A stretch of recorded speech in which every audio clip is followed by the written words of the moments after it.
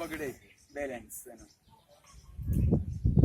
મેં કીધું કઈ નહીં મહારાજ, હું કપડા આપતા હોઉં તો કે થોડું સમજાવતા આવજો ત્યાં. વ્યવહાર એટલે ખબર કે વ્યવહાર આપણે રોજિંદો વ્યવહાર કરતા જોઈએ. ખબર કોઈને આ તો જો કરે આપણે વ્યવહાર કરીએ ને ભાઈ સાથે, કાકો ભત્રીજો, પતિ પત્ની વચ્ચે, અડોશ પડોશમાં વ્યવહાર.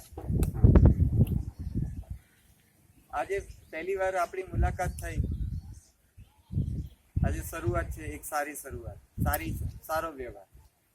કાલે ફરી અઠવાડિયા પછી આવીશ તો તમે મને હાથ કરતા થશો ને? હે હવે અત્યાર સુધી તો ના કરીએ, પણ આજે મેં શરૂઆત કરી તો કાલે તમે હાથ પણ કરશો. એક પગલું ચાલીએ તો બીજું આગળ ચાલવાનું જ છે, ત્રીજું આગળ પડવાનું છે.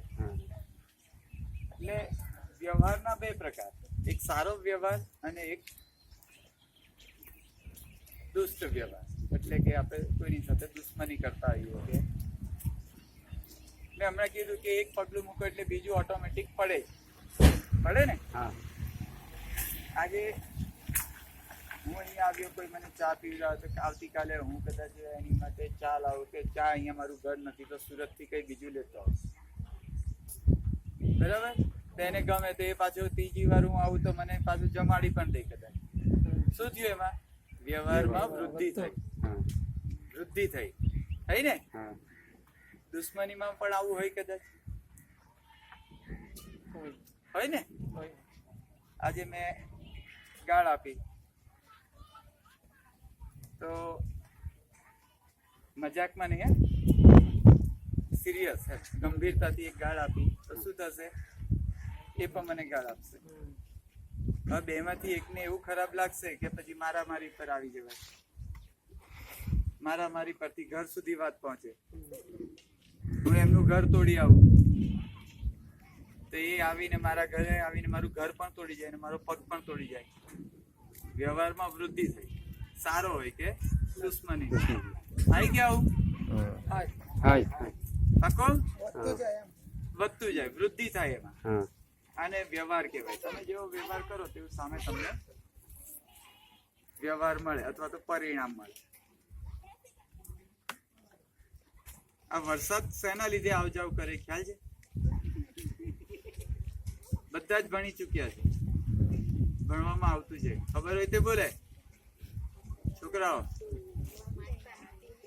પર્યાવરણનો વિષય છે. વરસાદને અને જંગલને ખૂબ લેવા દેવા. જંગલ છે કુદરતની સંપત્તિ કહેવાય ને. આ સૃષ્ટિ જેને સર્જન કરી તે એનો માલિક કહેવાય. આપણે આપણા ઘર આપણે બનાવ્યું તો આપણે આપણા ઘરના માલિક. ઈશ્વરે, કુદરતે આ સૃષ્ટિ સર્જન કરી તો એના માલિક. જંગલ છે, હવા છે, પાણી છે, નદીઓ છે, સમુદ્ર છે, પહાડો છે, એ એના માલિક કહેવાય ને? કહેવાય.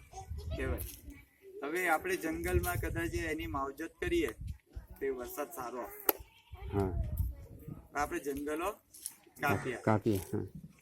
જંગલની માવજત એ એક સારો વ્યવહાર કહેવાય, પણ જંગલને કાપવું એક દુશ્મનીનો વ્યવહાર કહેવાય. આપણે જંગલ કાપ્યા, એને વરસાદ કાપ્યો ને?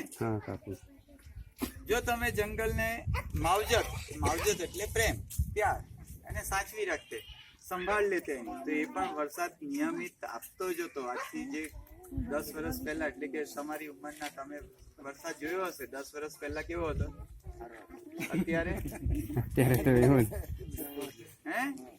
એ વરસાદ એવો હતો કે તમને વાવણીના ટાઈમે, રોપણી ટાઈમે વરસાદ આપી દેતો, આપતો ને? કોરું કાઢવાનું હોય ત્યારે કોરું જ કાઢે. પાછો જયારે જરૂર પડે વરસાદ ત્યારે ફરી વરસાદ આપતો. કેમ? ત્યારે જંગલ ઉભા હતા, એનો નાશ નહોતો કર્યો, આપણે નુકસાન નહોતું કર્યું. હવે નુકસાન કર્યું તો એને પણ ગુસ્સો આવે કે હવે તમે વાવણી કરો એટલે હું વરસાદ જ નહીં આપું. શું કે? હવે તમે વાવણી કરો ને ત્યારે જ વરસાદ ગાયબ થઈ જાય. અને જ્યારે કદાચ એ બિયારણ ફેલ જાય અને ફરીથી કરો તો કદાચ વરસાદ મળી જાય, પણ મતલબમાં કહેવાનો એવો મતલબ છે કે તમને હવે જ્યારે કોરું કાઢવાનું હોય ત્યારે વરસાદ આપે ને જ્યારે વરસાદ જોઈએ ત્યારે એ કોરું આપે છે. આપણે એનું નુકસાન કર્યું, એને આપણું નુકસાન કર્યું. આ એક જંગલની વાત.